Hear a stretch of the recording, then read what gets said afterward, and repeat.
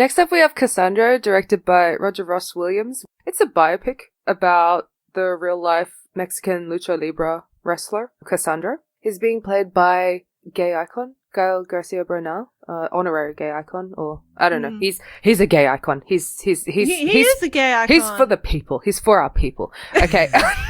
Friend of the podcast. Friend of... Gael he's García done so Bernal. much for us. He's done so much for us.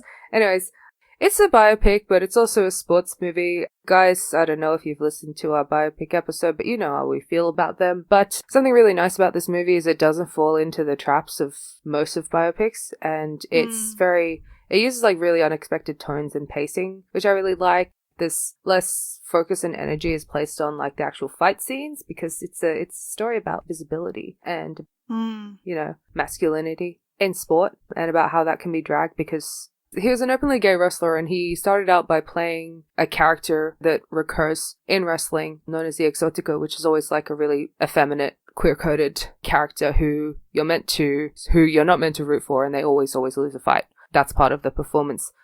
Cassandro is the character. He plays a gay Exotico, like a very flamboyant, out and proud Exotico wrestler character who wins. He actually wins. And and he fights to be able to win, and that's really beautiful. Quite literally subverted the expectations. Yeah, fights to change the narrative as well. So I loved a lot of things about this movie.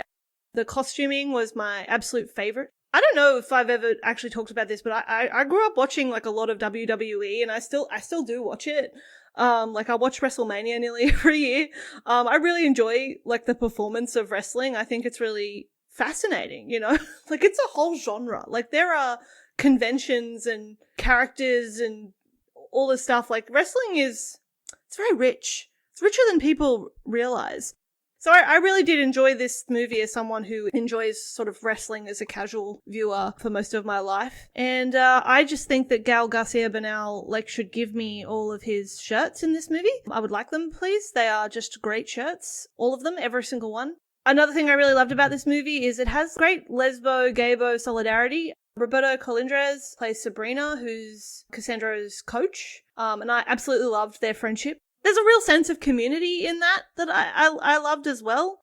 Also, something I really appreciated about this movie is that sort of the message at the end is about how being out and visible to others, being the first to do that is always really hard, but, it does inspire others to do the same. But I think something that is very much a theme of this movie is that the acceptance of queerness in the context of performance, like in the context of him performing as an Exotico, it doesn't necessarily translate to queer acceptance in real life. They are entertained by Cassandro, playing this very flamboyant figure, and they enjoy watching him and even rooting for him throughout the film, but the film shows how this is never actually enough to make people not be homophobic.